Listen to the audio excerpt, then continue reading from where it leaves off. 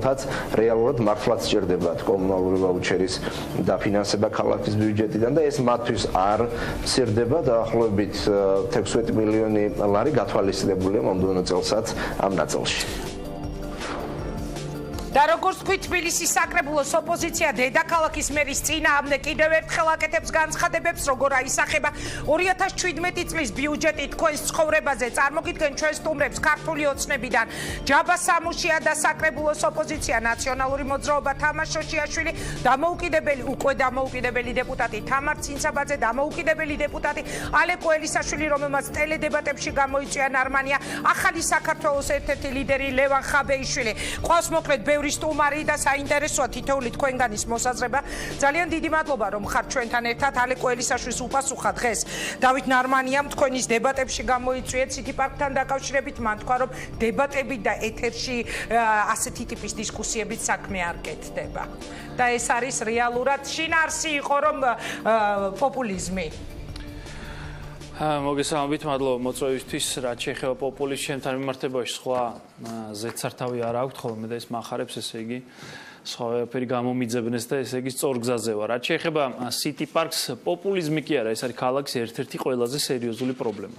გამორიცხულია ტრანსპორტის მოგვარება თუ არ მოგვარდა პარკინგი.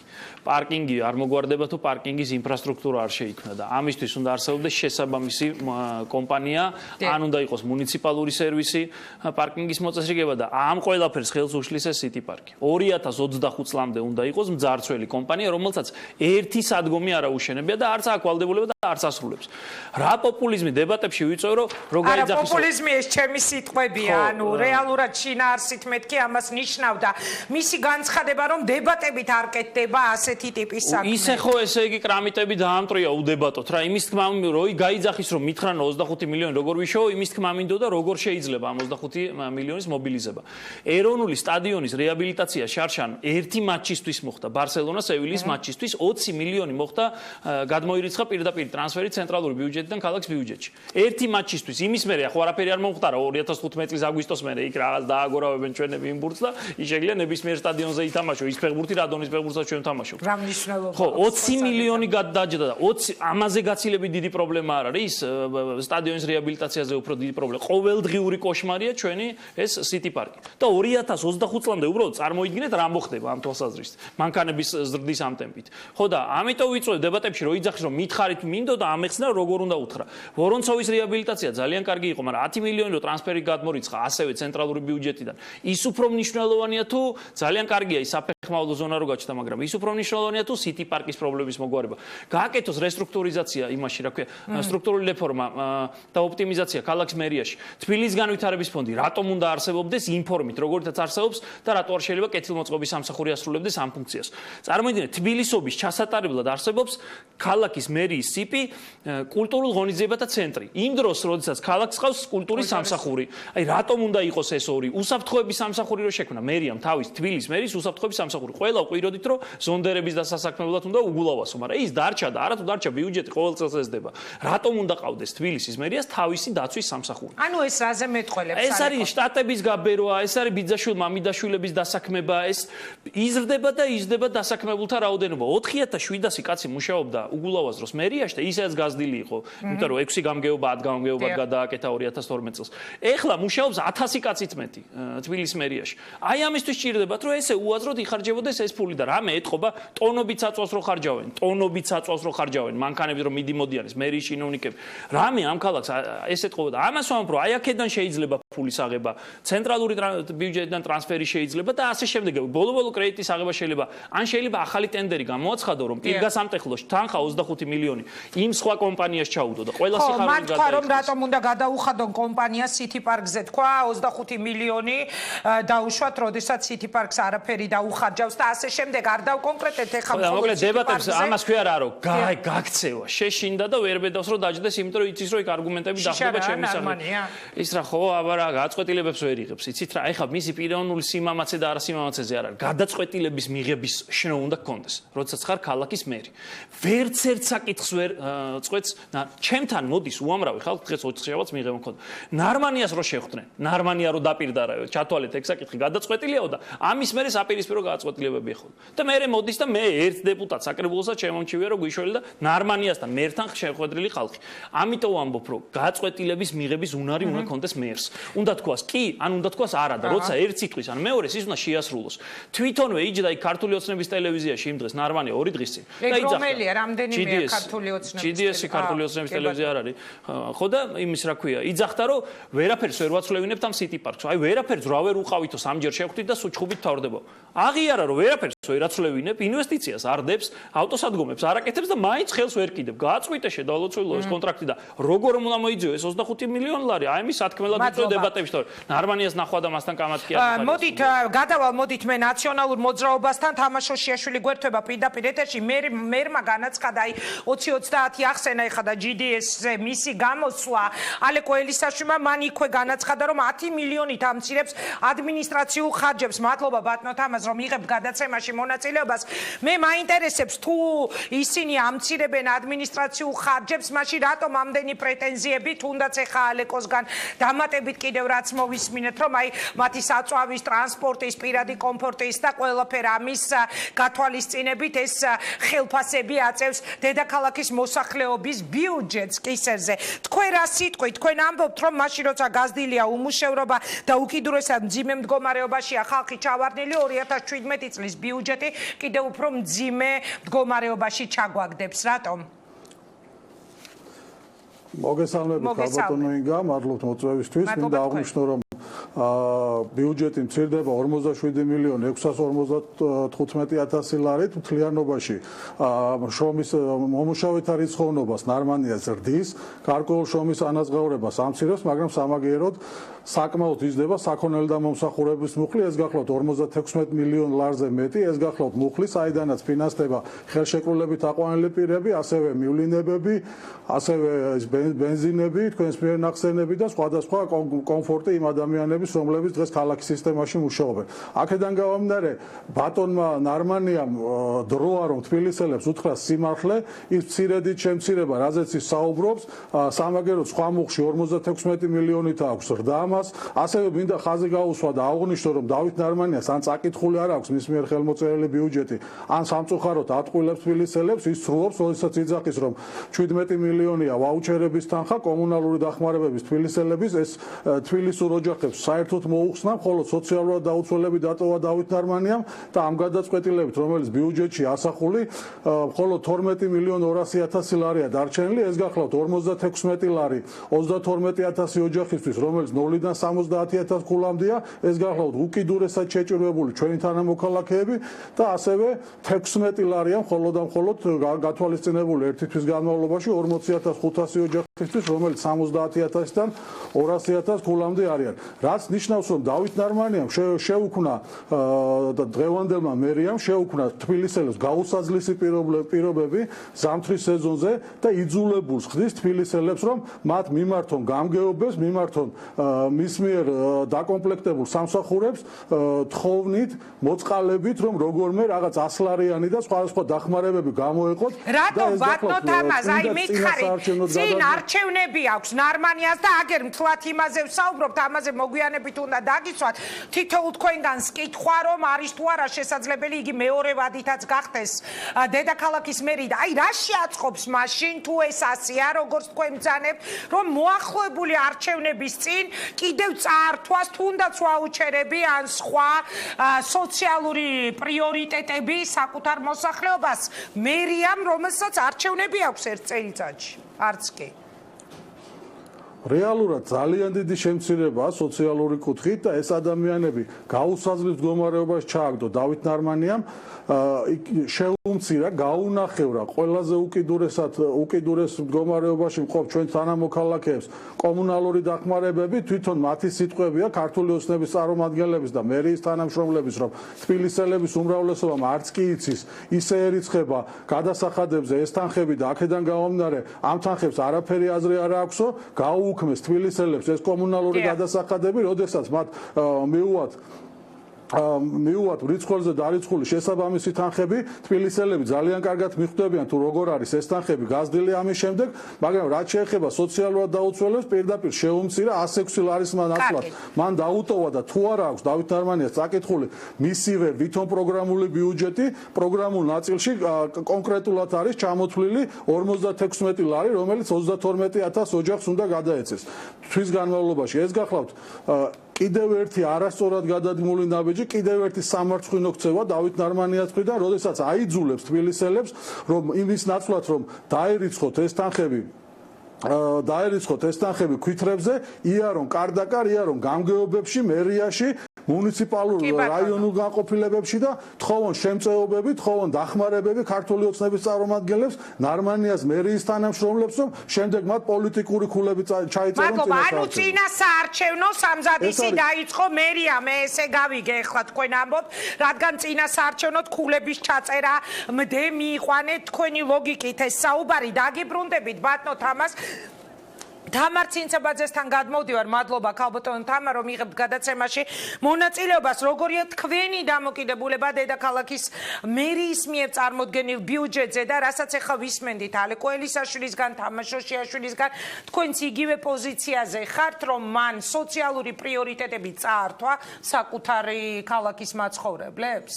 მოგესალმებით ინგა თქვენს და ჩვენს მაყურებელს, მადლობას გიხდით მოწვევისათვის და რომ მომეცით საშუალება, რომ დავაფიქსიროთ ჩვენი ფრაქციის პოზიცია 2017 წლის თბილისის ბიუჯეტთან დაკავშირებით.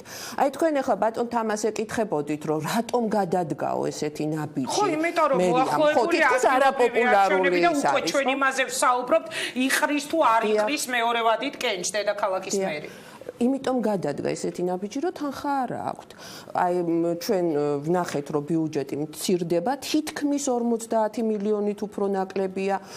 საშემოსავლო გადასახადი არის შემცირებული, ქონების გადასახადი, როგორც ფიზიკური პირის, ისე იურიდიული პირის არის უცვლელი. ეს რას ნიშნავს? იცით ინგა, რომ აი საშუალო ფენა, რომელიც უნდა არსებობდეს ქვეყანაში და თბილისში, რომელიც უნდა იყოს ძალიან ძლიერი.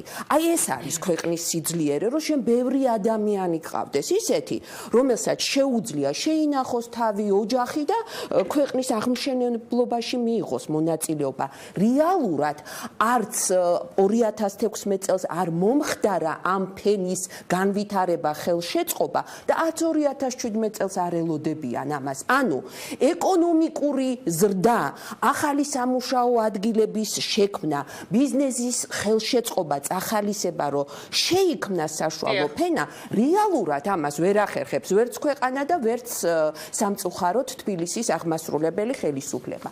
და აი ამ ფონზე, როდესაც ჩვენ შემოსავლები გვიმცირდება, იძულებული ხდებიან ისინი, რომ შეამცირონ ხარჯვითი ნაწილით, იმიტომ რომ სხვა გზა არ აქვთ. ანუ ერთი მხრივ ჩვენ გვაქვს ესეთი სურათი, რომ ეკონომიკური ზრდა ჩვენ არ აგვაქვს ისეთი, როგორიც გვინდა რომ გქონდეს. ხალხი არ არის დასაქმებული და ამ ფონზე ჩვენ ვამცირებთ სოციალურ დახმარებებს. ეს არის ძალიან ცუდი.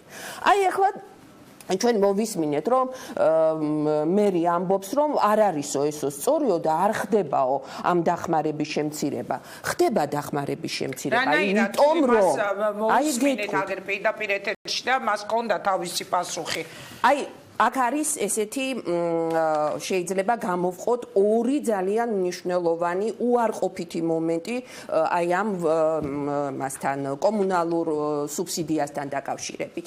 პირველი გახლავთ ის, რომ ადრე, როდესაც ეს კომუნალური ვაუჩერი ეძლეოდა ყველა ადამიანს, ვინც კი ცხოვრობდა, ხო, თბილისში, კი ბატონო, თქვენს რომ ეს უნდა იყოს ორიენტირებული მხოლოდ სოციალურად დაუცველებზე და ჩვენ მივიღეთ 2016 წლის მარტში შესწორება და რა მოხდა? ანუ ადამიანები, რომლებიც თავს მიიჩნევენ სოციალურად დაუცველად და მიმართავენ სახელმწიფოს, მაგრამ აღმოჩნდება, რომ აქვთ 200,000-ზე მეტი სარეიტინგო ქულა, ისინი ამას ვერ მიიღებენ ამ დახმარებას. კარგით ბატონო, ვთქვათ, რომ რომ ეს ადამიანები ძალიან კარგად ცხოვრობენ და მათ ჩვენ არ უნდა დავეხმაროთ. აი ახლა ვნახოთ 70,000-დან 200,000-მდე ადამიანები ღებულობენ დახმარებას 16 ლარის ოდენობით. ხო? აი 71,000 რომ აქვს ადამიანს სარეინტიგო ქულა. ის მნიშვნელოვანწილად განსხვავდება იმ ადამიანებისაგან, ვისაც აქვს 70. პრაქტიკულად ცხოვრება არ არის, გეთანხმებით რაღაცა მინიმალური ერთი ნივთის არსებობა არ არსებობის განაპირობებს ამას, ხო? იმ ადამიანებს, ვისაც აქვს 70,000 ქულაზე ნაკლები, ეხმარები შენ განცხადებით 106 ლარით თვეში, თუმცა გაანგარიშებით ნამდვილად 56 ლარი არის ნაანგარიშები, ეს კიდევ მეორე უბედურება და ამ ადამიანებს, რომლებიც სულ უნიშნელოდ განსხვავდებიან, დიახ, იმათ 16 ლარი. მადლობა, თამარ. სად არის აქ ლოგიკა და სად არის აქ სამართლიანობა? მე ჯაბა სამუშიას დაუსვავ ცოტა ხანში ამ შეკითხვას, ჩვენ მოვიწვიეთ თითქმის ყველა არა, მაგრამ ძირითადი შემადგენლობიდან, ფრაქციებიდან სტუმრები, იმიტომ რომ მოვისმინოთ ყველა პოზიცია. ჯაბას 2 წუთში დაუსვავ შეკითხვას, მანამდე გადავალ ახლა ლევან ხაბეიშვილთან. მერმა ოპოზიციის განცხადებებს ლევან უწოდა სისულელე, უკაცრავად უტრირებ სიცრუე და სასაცილო. მისი თქმით ოპოზიცია მოსახლეობას თვალში ნაცარს აყრის, მან დაასახელა კონკრეტული ციფრები, თუნდაც 40-50 მრავალსართულიანი სახლის გამაგრებითი სამუშაოები და ასე შემდეგ. ანუ იტყუებიანო, სიცრუეა ის ბრალდებები, რასაც ოპოზიცია მიყენებსო. რა სიტყვით თქვენ და გადავდივართ. ინგა მოგესალმები, მივესალმები მაყურებელს, მივესალმები სტუმრებს. ძალიან მოკლე შეფასება თუ გავაკეთო დავით ნარმანიასი, დედაქალაქს ყავს სრუპენტელა და მატყუარა მერი. მე აქ წამოვიდე კონკრეტული დოკუმენტები და იმიტომ რომ საზოგადოებამ დარწმუნდეს იმაში რომ ამ ციფრებს ეხლა მე რასაც ვიტყვი, მე ჩემი მოგონილი კი არის მათივე ბიუჯეტი, ანუ რომელიც დაწერა დავით ნარმანიამ და მისმა მთავრობამ. ჯერტი პირველი რომ მან მოიტყუა, როცა თქვა რომ 16 მილიონიაო, ანუ ვაუჩერებიო, თავად არ ჩაუხედავს იმ ბიუჯეტში, რომელიც დაწერეს 12 მილიონი ლარი აქვს ამისთვის მას გამოყოფილი, როცა 2015 წელს იყო 27 მილიონი ლარი. ეხლა ძალიან მოკლედ მინდა რომ მარტივად გასაგებად თქვა, ინგა 48 მილიონი ლარით მცირდება დედაქალაქის ბიუჯეტი. დედაქალაქის ბიუჯეტი რომ მცირდებოდეს შრომის ანაზღაურების მუხში, ანუ პრემია დანამატების მიმართულებით რომ მცირდებოდეს სიპები, აიპები, სადაც გაბერილი საშტატო ერთეულებია და კონკრეტულმა ადამიანებმა სად მუშაობენ, რა თანამდებობრივი აღწერილობა აქვს, რატომ იღებენ იმ ანაზღაურებას, ეს არ იციან. ამ მიმართულებით რომ მცირდებოდეს, ხმას არავინ არ ამოიღებდა, რა თქმა უნდა. მცირდება რომელი მიმართულებით? აქ კიდევ ერთი დოკუმენტი, რომელიც განახოთ, 209 მილიონი ლარი იყო 2015 წელს სოციალური დაცვა, რომელიც თქვენ თქვით და დღეს არის 180 მილიონი ლარი. ანუ 29 მილიონი ლარი მცირდება. 48 მილიონი ლარი მთელი დედაქალაქის ბიუჯეტი მცირდება. აქედან ფაქტობრივად 70% ამ თანხის 70% მოდის სწორედ იმ გაჭირებულ ადამიანებზე, რომელსაც ყველაზე მეტად ჭირდება დახმარება. ეხლა მინიმალური მათემატიკა და სტატისტიკის ცოდნა, რომელიც ასევე მათვე უწერია დოკუმენტში, ინგა 2015 წელს უფასო სასადილოში, ასე ვთქვათ, კვებას ითხოვდა 25,000 ადამიანი. 2016 წელს ითხოვდა უკვე 36,000 ადამიანი. ანუ მათივე მოწოდებული ინფორმაციით.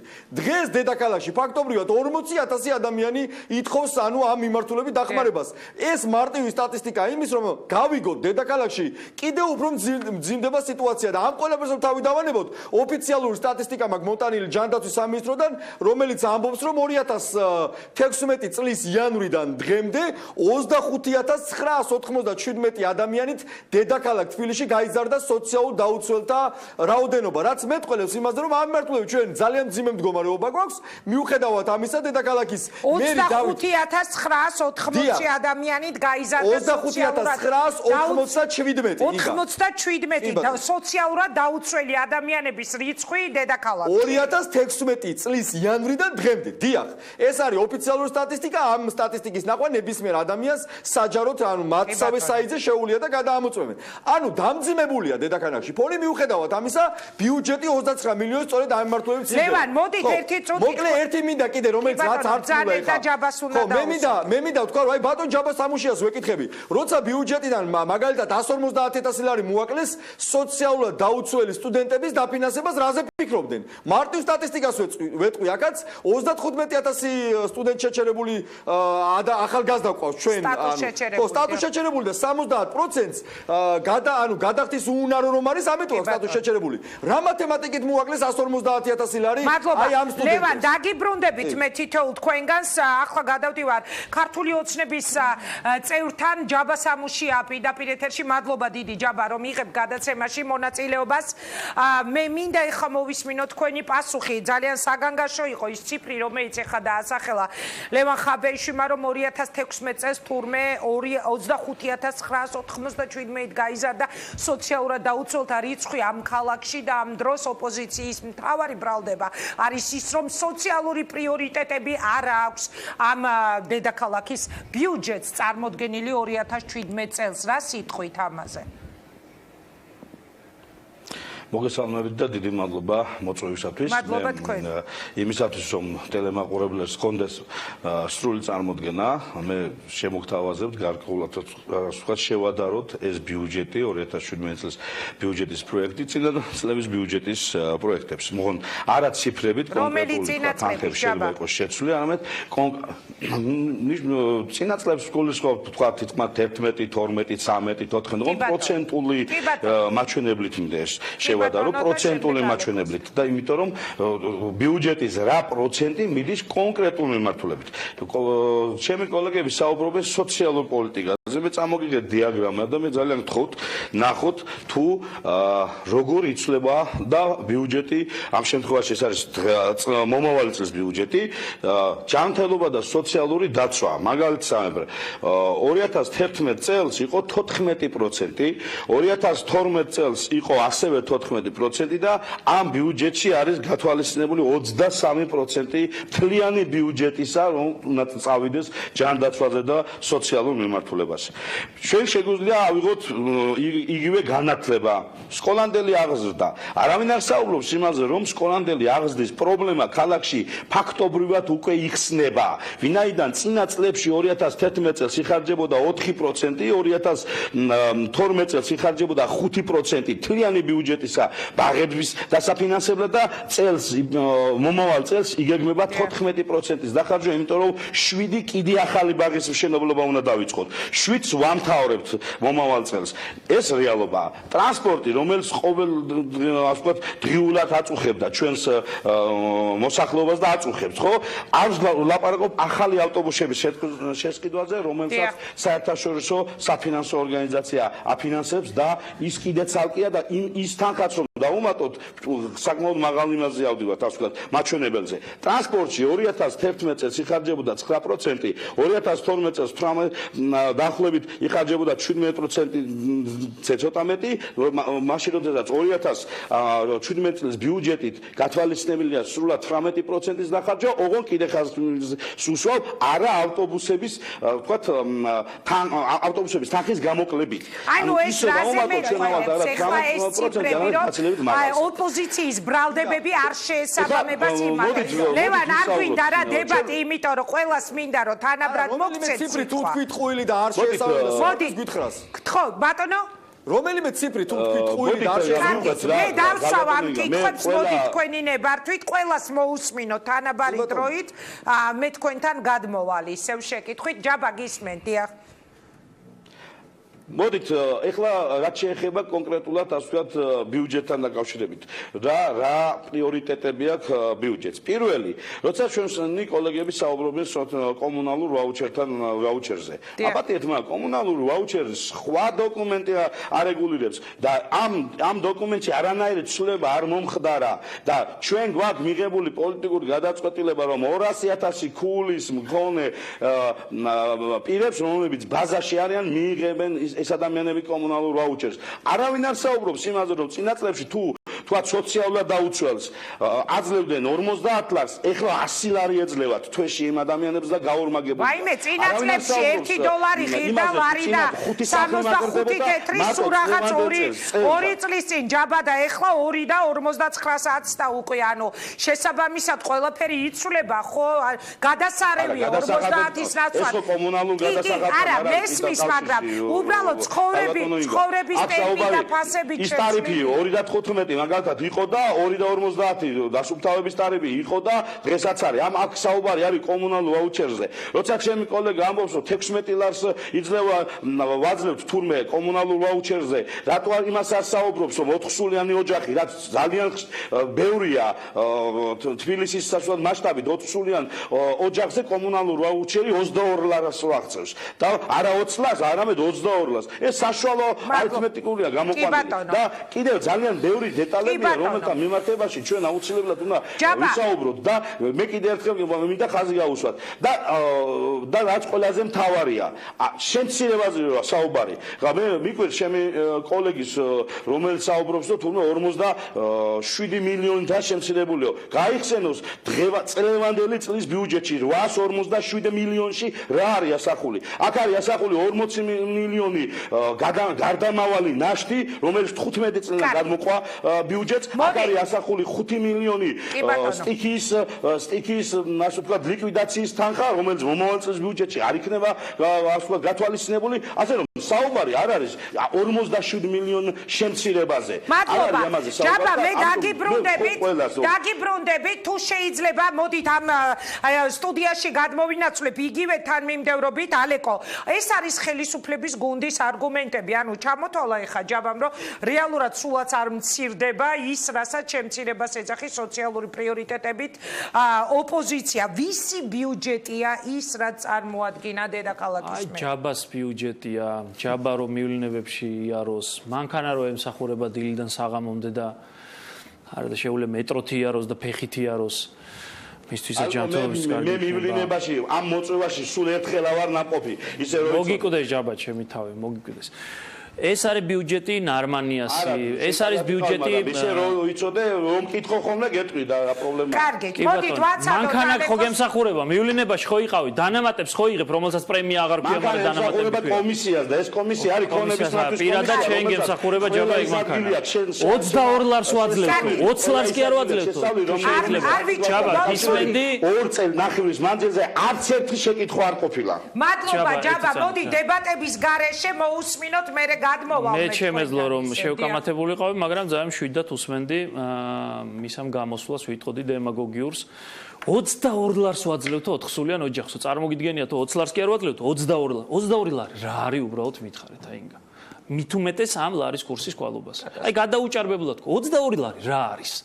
აი რა უნდა იყიდო 22 ლარად? ერთი დღის საჭმელიც არ არის 22 ლარი.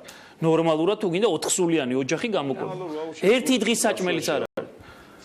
და რამდენს იღებს ერთი ვკითხოთ დანამატს. ამაზე ვლაპარაკობთ, რომ არის გაუგებარი სტრუქტურა, გამოტენილი ზედმეტი არაფრის მაქნესი ხალხით. ეს სიპები, აიპები, იმას რომ საყვედურობდით უგულავას, რომ აი გამგეობები გაზარდა, იმიტომ რომ დაასაქმა ეს ნაციონალები, ეს გაზარდა, იმიტომ რომ ეს ხალხი 1000 კაცით მეტი მუშაობს მერიაში. 1000 კაცით მეტი, ეს არის ციფრები. 1700 ალეკო, 1700. ხო. და რას აკეთებენ? ერთი სტრუქტურა რასაკეთებს მერიის მეორე მარიცის მეორე რასაკეთებს არიცის წინააღმდეგობრივი გააწყვეტილებები ქაოტური გააწყვეტილებები და რა ამცირებენ სოციალურ ბიუჯეტს და ზოგ შემთხვევაში ვერც ხარჯავენ ეს თვითონაც აღიარა ნარმანია რომ გაიძახის ეხლა ისევ დავუბრუნდები სიტიპარკს ადვიშოოთ 25 მილიონი ნაშთი დარჩა შარშან 40 მილიონი ვერ გახარჯეს 40 მილიონი იმის გათვალისწინებით რომ ხშირ შემთხვევაში წლის ბოლოს 100%-იანი ავანსები გასცეს და ეს ავანსები ზოგიერთმა ჩაიდო ჯიბეში და წავიდა ზახეის ხიდების ისტორია გავიხსენოთ 2 წელია ხიდები ვერ გარემონტებულა იმიტომ რომ მისცეს წინასწარ რომ ბიუჯეტი ეს გახარჯვა რომ შეესრულებინათ და ბევრი ნაშთი არ დარჩენოდათ რომ არ შეერწყმენილიყვნენ და წინასწარ მისცეს იმან ჩაიდო ჯიბეში დაიხურა გულ წავიდა დარჩა ის ხიდები ესე და მე რამდენი ტენდერია გამოცხადებული ღმერთმა უწყის ამაზე არის ავარიული კორპუსები რატო არ ახსენებს ერთი ბატონი ჯაბა 45 კორპუსი გავამაგრებო 14000 ავარიული შენობა დგას თბილისში და მიდის ჩაწყობა აი ხა რომ ხალხმა იგზნო რომ ბიუჯეტია დღესაც იყო ხალხი არიქა ჩემი კორპუსი ინგრევა ეს კორპუსი ასე დღეშია გავიაროთ ერთ ძველ თბილისში ჯოხები აქვს შეყიდვებული უმეტესობა სახლებს ავლაბარში უბრალოდ თან როგორი ისახო ანუ 140000 სახლია 14000 3000 ავარიული შენობა. აქედან 2000 კორპუსია, ავარიული კორპუსი, ხრუშოვკები, მათ შორის ქალაქური ტიპის და 12000 შენობა ისტორიულ ნაწილში. ჯოხები რო აქვს შეყუდებული, აი ესეთები. დღესაც ვიყავიავლაბარში, კურნისის ქუჩაზე, ნუ აი გაგისკდება. იქ როგორც ხო კამიკაძეები არიან. მადლობა. და ამაზე ამიტომ ვამბობ, ეს ბიუჯეტი არის ისევ აგერ ჯაბაზე და სხვების კომფორტზე მოწყობილი, დადიან სადღაც ჩინეთში დადის საკრებულოს დელეგაცია დაჟინებით. რა დაკარგია იმ ჩინეთში ვერ ხვდები. ვიყავიო ეხა ობიექტურობით. სხვებიც იყვნენ, ერთი ნახოთ რამდენჯერ არის საკრებულოს დელეგაცია. როცა ხალხს თავზე სახლი ენგრევა, მართლა ენგრევა ტელეგრაფის ჩიხში ჩამოენგრათ იმ დღეს სახლში. და ვერ მივედი იქ სირცხვილით, რომ მიხვიდე ის ხალხი ჩემთან მოდიოდა ხოლმე. და საით გამეგზავნა, როგორ დამეკვალენება, არ ვიცოდი. რეალურ პრობლემებზე ორიენტირებული უნდა იყოს ეს ბიუჯეტი. ხალხზე უნდა იყოს მართლა ეს ყოველგვარი რაღაც იმის გარეშე, რაღაცა პოლიტიკური პოზის გარეშე ვლაპარაკობ. მაგრამ არა, უნდა იყოს რომ ეხა ჩვენი დროა და ჩვენი თემები დავილაგოთ და აი ამაზეა ორიენტირებული. კარგი, ალეკო, მოდით მე გადავალ ეხა თამაზ შოშიაშვილთან. ანუ ბატონო თამაზ, ეხლა ალეკო რაზეც საუბრობდა, დაუშვათ ხარჯები, ხელისუფლების წარმომადგენლების კომფორტი და ასე შემდეგ. ბიუროკრატიული აპარატის შენახვა ბიუჯეტის რამდენი პროცენტი იჯდება? ანუ რა უჯდება თბილისის მოსახლეობას საკუთარი ხელისუფლების, დედაქალაქის ხელისუფლების შენახვა? შეგიძლიათ მითხრათ. რასაკვირველია, ეჯდება დაახლოებით 10% ბიუჯეტის, ეს არის საკმაოდ დიდი თანხა და კატასტროფულად არის გაზრდილი ნარმანიას და ქართული ოცნების ხელისუფლებაში მოსვლის შემდეგ. თვითმმართველობის ბიუჯეტი 1700 ადამიანია მეტობით დაახლოებით დასაქმებული, ბჭყალებში დასაქმებული, მათი ნაწილი საერთოდ არ დადის სამსახურში. შეგახსენებთ, რომ გიგი უგულავა რამდენიმე ათეული ადამიანის დასაქმებისთვის იხდის სასჯელს და აქ არის ძალიან დიდი ციფრი იმ ადამიანების, იმ დასაქმებულთა რაოდენობის და კიდევ 12-ით იზრდება საშტატო ერთეული და რამდენით იზრდება ხელშეკრულებები, ეს კიდევ გასარკვევი გვაქვს და ჩვენ ჯერ ეს მონაცემები არ გვაქვს. მე მინდა ბატონ ჯაბას მოუწოდო, რომ ნუაყვება თბილისის მერის ბატონ ნარმანიას თრუპენტელობას, ის კადრულობს და ატყულებს თბილისის მოსახლეობას, ატყულებს სოციალურად დაუცველებს, ატყულებს ყველაზე შეჭირვებულ ფენას თბილისელების და ეუბნება, რომ მას არ შეუმცირებია, როდესაც შავი თეთრზე წერია და ბატონ ჯაბა არის საფინანსო საბიუჯეტო კომისიის თავმჯდომარე და მან ზეპირად უნდა იცოდეს, დაზუსტებით უნდა იცოდეს, რომ 56 ლარია გაანგარიშებული 32,000 ოჯახზე და არა 100 ლარზე მეტი, როგორც თვითონ ბრძანებს. 106 ლარი შეამცირეს და დატოვეს 56 ლარი, რა ჯამში მთლიანად 8,960,000 ლარია, ხოლო 70,000 ქულის ზევით 200,000 ქულამდე ჯამში შეადგენს 3,240,000 ლარს და ეს გახლავთ 12,200,000 ლარი. მე მინდა კიდევ ყურადღება გავამახვილო ქალბატონინგა იმ უნიათობაზე, იმ უსაქმურობაზე, რითიც არის მერია დაკავებული, არც ერთი პროექტი, რომელიც დავით ნარმანიას თბილისის მერიაში დახვდა, არც ერთი პროექტი, რომელიც მან წინასაარჩევნო წარმოადგინა, მათ შორის თბილისის მერიიდან გატანილი და მოსახლეობას არწმუნებდა, რომ ის განახორციელებდა ახალ პროექტებს დედაქალაქში, მას არ განუხორციელებია. მან მხოლოდ და მხოლოდ განახორციელა ერთი პროექტი, რომელიც ბატონი ივანიშვილის დავალებით შესრულდა, ეს გახლავთ ორთაჭალიდან შინდისისკენ მიმავალი გზა, ეს გახლავთ თბილისი პანორამის მშენებლობისთვის, ფაქტიურად შემოვლითი გზის მშენებლობა და არც ერთი ის პროექტი, რომელიც განტვირთავს დედაქალაქში მოძრაობას, დავით ნარმანიას არ განუხორციელებია, მხოლოდ ასფალტების ამოვსებით არის დაკავებული და 2017 წელს ქალბატონინგა ანალოგიური იქნება. დავით ნარმანია დარჩება თბილისის ისტორიაში როგორც მერი, რომელსაც არაფერი არ გააკეთა თბილისისთვის, ნოლია ბიუჯეტში მრავალსართულიანი პარკინგებისთვის, ეს მუხლი და რამდენიმე წლის წინ, როდესაც დედაქალაქში ამის აუცილებლობა გახდა და არც ერთი თეთრი არ არის არც აქ გათვალისწინებული და არც ერთი ინფრასტრუქტურული პროექტები რეალურად შემცირებისკენ მიდის. ბატონო თამაზ, მე დაგიბრუნდებით, კიდევ ერთი კითხვა მექნება, დაასრულეთ და შემდეგ კიდევ ერთი კითხვა მექნება უკვე რეკლამის შემდეგ. ბრძანებდია. დიახ, შემცირებული ასევე ავარიული სახლების, რადგან უკვე ისაუბრეთ ჩემმა კოლეგებმა, ეს კატასტროფა ავარიული სახლების გამაგრებისთვის განყოფილი თანხების შემცირება და ის პროექტები, რომლებიც ასეთ საჭიროა დედაქალაქისთვის და ბატონი ჯაბა საუბრობდა ავტობუსების შემოყვანაზე. მინდა საზოგადოებამ იცოდეს, რომ ესეც გახლავთ EBRD-დან აღებული სესხი 800 მილიონია დედაქალაქის ქალაქის ბიუჯეტი გაცილებით მეტი იყო მიმდინარე წელს, მაგრამ თბილისის მერია ვერ მოახერხა ამ კორუფციულ და არაფრთხმისმფრენი ბიუჯეტიდან 72 მილიონი ლარის გამონახვა, აიღო EBRD-დან სესხი მრავალწლიანი და ეს სესხის, რომლითაც შემოდის ეს ახალი ლურჯი ფერის ავტობუსები, დააწვება თბილისის მოსახლეობას წლების შემდეგ გადასახადად. ეს გახლავთ აღებული ვალით ნაყიდი ავტობუსები და არა დღევანდელი მართველი გუნდის მიერ რაიმე გაკეთებული სიკეთე. საბედისწერო სიტყვა ახსენეთქო, ეხა EBRD და ეს გასული 4 წლისთვის ძალიან სიმბოლური სიტყვა. გადმოდივარ თამარ ცინცაბაძეზე, შემდეგ ლევანთან ჯაბასთან და რეკლამის დროა ეთერში. ვისი ბიუჯეტია თქო მეწეღან ალეკოს კითხე? მე მაინტერესებს რა, ძალიან კიდევ ერთხელ ვიტყვი, ძალიან საგანგაშო ციფრი დაასახელეს ეხა ეთერში ლევან ყაბეიშვილმა 25997 ადამიანით არის გაზრდილი სოციალურად დაუცველთა რიცხვი. ეს ამ ადამიანებს რას მოუტანს, გაღარიბებულ ადამიანებს, ეს ძალიან დიდი ციფრია.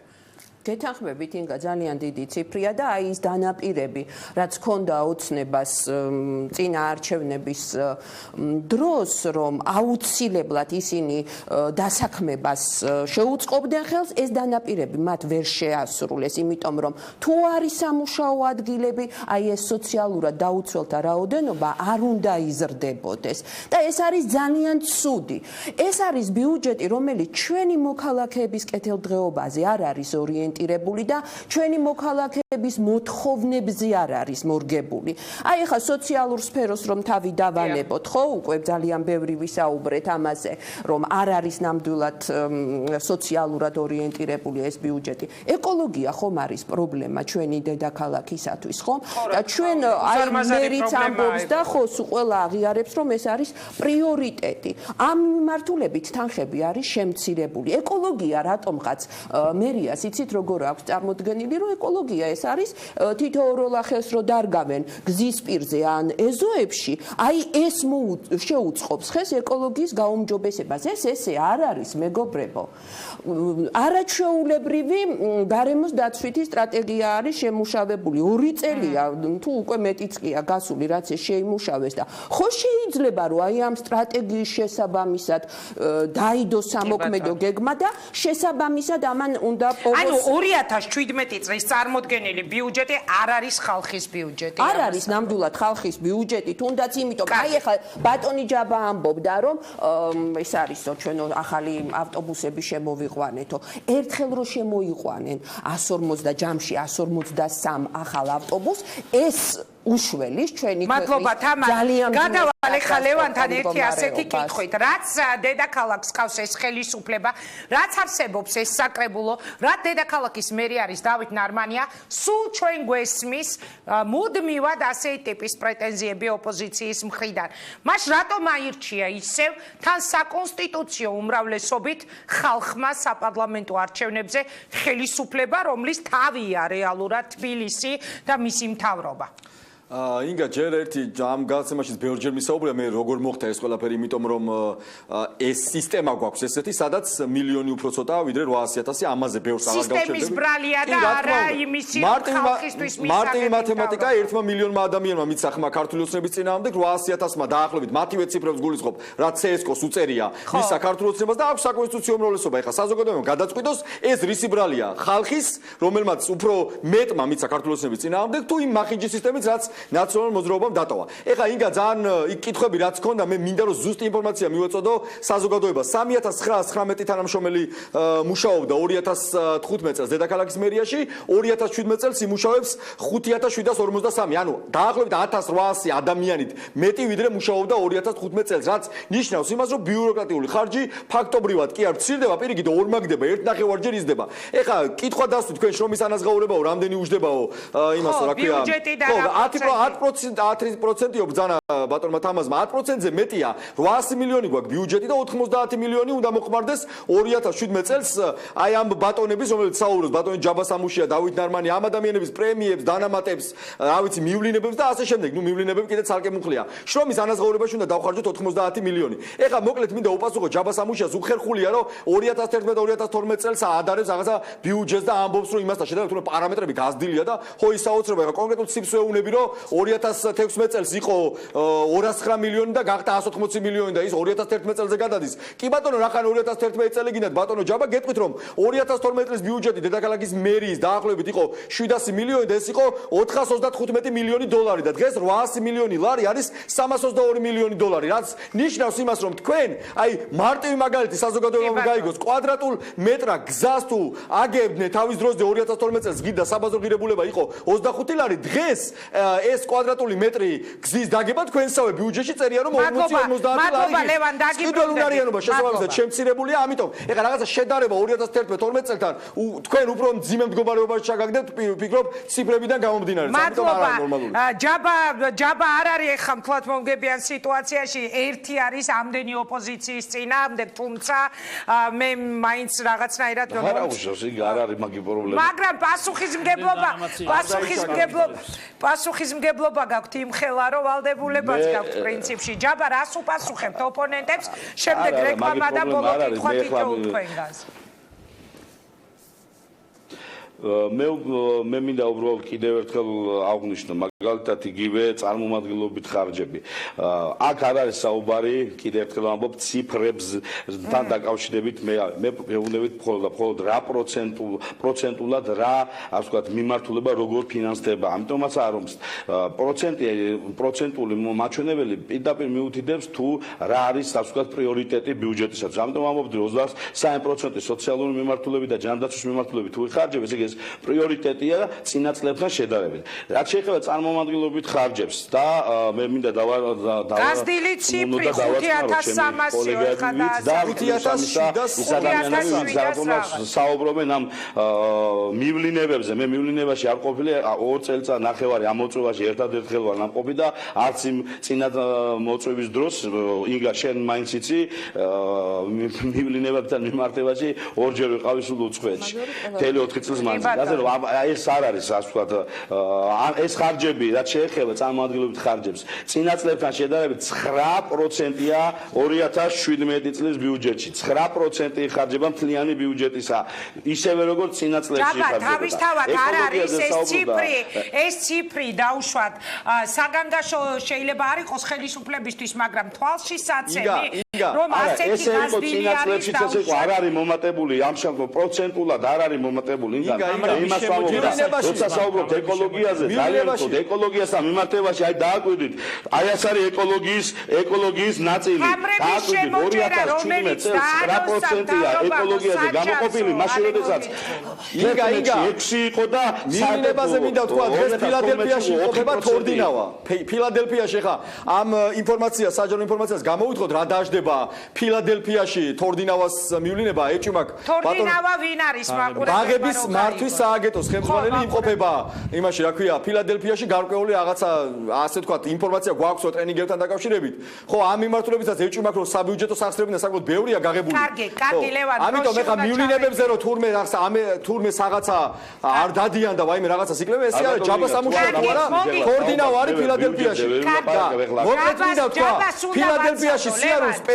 ფილადელფიაში სიარულს პედაგოგების ხელფასი აესახათ ამ ბიუჯეტში რომლებიც 40-50 ბავშვს უზიან იმაში რა ქვია ბაღებში უკეთესი იქნებოდა. მადლობა ჯაბა გისმენ დაასრულეთ და რეკლამას უშვებ ეთერში ძალიან გადავაცილეთ. არაფერი როცა იგივე ბაღების სააგენტოზე საუბრობს და იმაზე არ საუბრობენ რომ ბოლო პერიოდში 10 ახალი საბავშვო ბაღია გახსნილი და ფაქტობრივად ნაციონალური მოძრაობის პერიოდში 44,000 ბავშვს რომ იღებდნენ ბაღებში და დღეს 59000 ბავშვია ასე ვთქვათ მიღებული საბავშვო ბაღებში ახალი ჯგუფების უნდა დამთავრდეს. ეს არის თავარი და ის პოლიტიკა რიგში რამდენი ბავშვი ვერ ხვდება ბაღში რა ის პერიოდი როდესაც ბოგდანები დადიოდა ქალაქში და დღეს შემოვიდა უახლესი ახალი მანი და მინდა დავარწმუნო ჩემი კოლეგა რომ ეს პროცესი არ შეჩერდება 159 ავტობუსზე და პროცესი კიდე გაგრძელდება და დაახლოებით 800 ავტობუსის ჩანაცვლება დაგეგმილია. ახალი მეტროსადგურები და ახალი ვაგონები ხა კარგი. საუბარი იმაზე ეს არის როგორც არის ციცი რომ დანახვა არ უნდა ამ პროცესში. ლევან მე ხარ მოვასწრებ. რატო იცი ამბობს რომ ბაღებში იცის რამდენი ბავშვი ვერ ხდება ბაღში? კარგი. მოდით გადაცემაში. ლევან გადაცემაში რეკლამის დროა, რეკლამის შემდეგ ერთი ასეთი კითხვა მინდა თითოეულ თქვენგანს დაგისვათ. ნარმანია მეორე ვადი თბილისის მერობაზე. რა სიტყვით თქვენ ამ თემაზე? მან უკვე გააკეთა კომენტარები, რომ თუ გუნდი გადაწყვეტს, იგი იყრის მეორე ვადით პრინციპში კენს დედაქალაქის მერად. დავბრუნდებით რეკლამის